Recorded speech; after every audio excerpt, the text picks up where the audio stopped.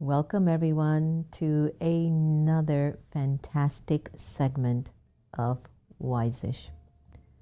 If you've been watching and tuning in for the past few months, I hope that you've been able to garner an incredible amount of inspiration, energy, guidance, insights, maybe even a coming home to the real sense of who you are. Perhaps maybe even just being at home, you've even developed a new skill, a new talent.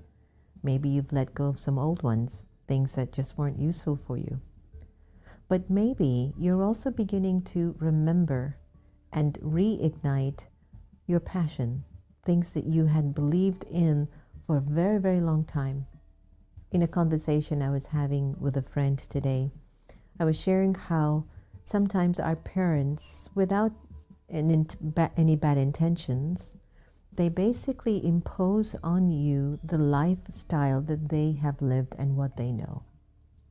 Sometimes our parents have a way of just telling us what they think we can be or what we will become because they are where they are. If it's not even a parent, it could be an authority figure, somebody that you value tremendously, but perhaps is living in a particular traditional box and basically will tell you, because it seems that you're getting out of the box that they've been accustomed to holding you in, that what do you think you're doing?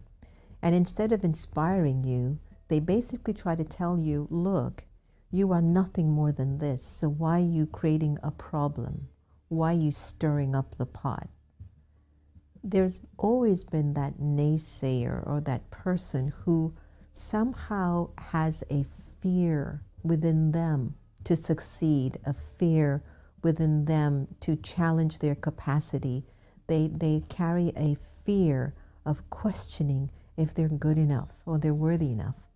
And if they happen to have children or a roommate or a lover or a member in the family that seems to be kind of going beyond the limits of what they're accustomed to seeing them, they try to pull them back. And again, it's not really intentional. It's just what they know. So, my question to you, do you believe in your passion? Or are you walking around with the recordings of what the naysayers have been telling you for decades? Do you remember those words? I know I can remember in an instant some of the words that I've heard from people who I have respected and looked up to when I was a very young girl. And sometimes I have to confess, to this day, sometimes those words become my trigger to say, I won't let them prove what they've said right. And it pushes me even more. But it depends on the individual.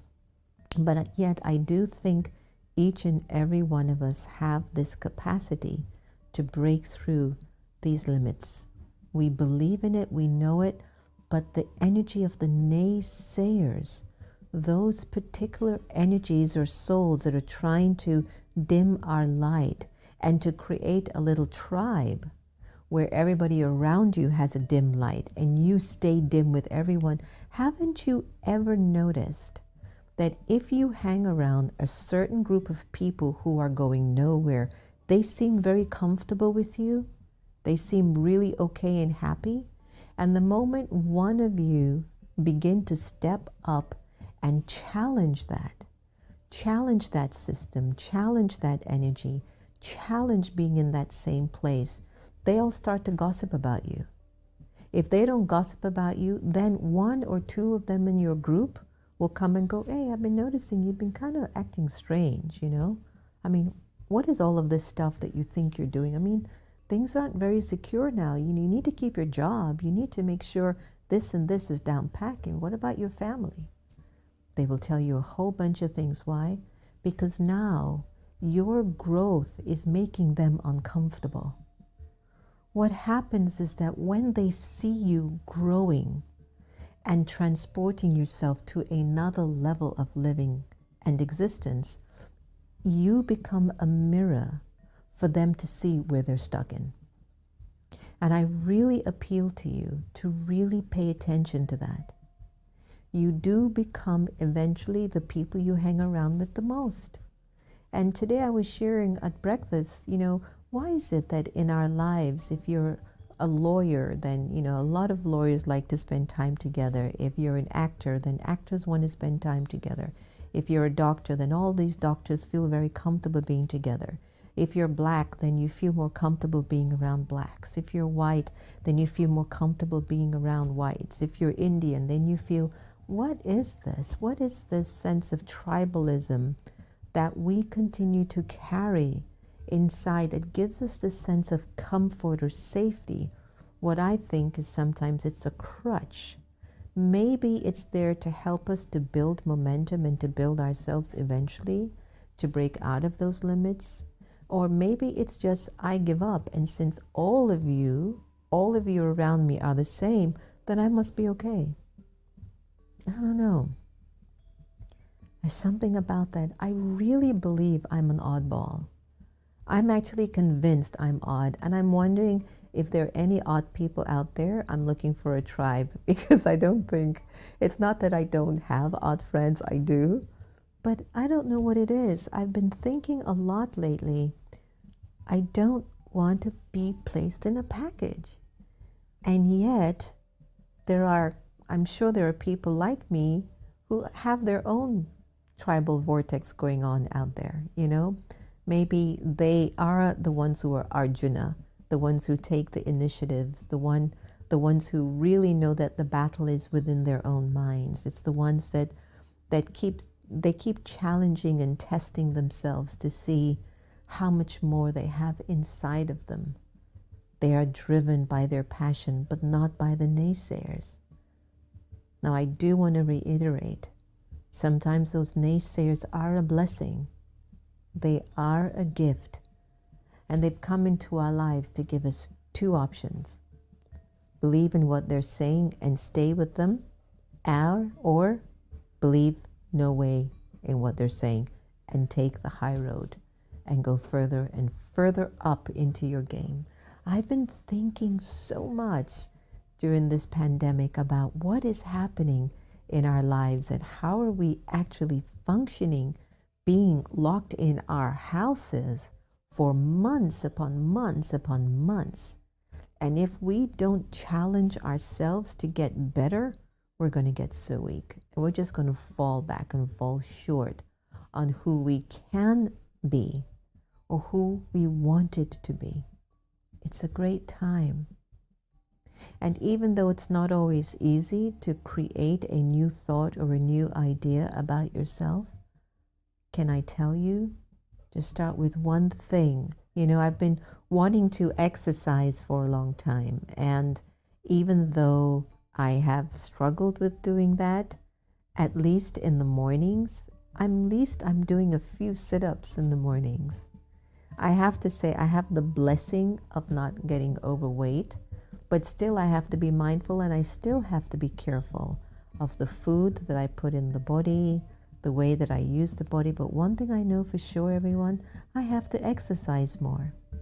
And I don't know why that thought doesn't become full speed in my consciousness to move my body in the way that I know that it could. So what I do, little by little, do a little basketball, play a little badminton, do my little sit-ups, and I'm watching myself little by little gaining the momentum. I'm gaining the momentum. I'm putting fire into my passion. What is the passion? To be healthy, to take care of the chariot of the body, and not believe that, well, since nobody else exercises, maybe I shouldn't too. Since nobody in my family exercises, then it's okay if I don't exercise. My brother is blessed. He doesn't have to pump weights, and for some reason, he's gaining muscles, and nobody knows how come he's doing it. He's not drinking protein drinks. He's not lifting bells or anything like that. He's just doing basic things around the house, and he's like, I don't know. Look at my chest. It's all getting big. I said, Santosh, do you know how many men would like to have that problem? He's like, yeah, but I don't like my clothes tight on me. I go, Maybe he's found a passion and doesn't even know that he's actually fulfilling a passion. I don't know what he's doing downstairs. He could be lifting up and pushing this and moving all these heavy equipments that's building his muscles. But he has no idea that he's actually doing it. Anyway, if I were to tell him, look, I don't think you're well. You shouldn't be building muscles and you're not lifting weights. That doesn't make sense. That's not even fair, that your body can be pumped up like a bodybuilder and you're not doing anything. No, something's wrong. I could tell him that, but I don't. I'm like, wow, I think you have a gift. I think there's something there. And he's like, yeah, but it's too tight. Point that I'm trying to make today. Please, don't believe in the naysayers unless they naysaying is your fuel and fire to push you and thrust you forward so that you can fulfill your passion. There's so much that the living soul can do, can achieve, can become. And the only reason why sometimes we don't activate it, we don't give it enough thought, and we don't put it much into action. So let us use this time to see what we can put in action and to give more thought to. So let's see what your blessing and your good wish will be for today. Today is, may you claim a right to a double reward by doing your duty, by considering yourself to be an awesome server for humanity. Wow, beautiful. Love it. Hey, a little bit of wisdom will take you a very long way. And remember, no one can actually take away your happiness unless you give them permission. And I think we're really here to develop the art of loving each other the same. Thank you so much for tuning in to Wise-ish today. Please stay safe. Please be well. Don't forget to wear your mask. See you again soon.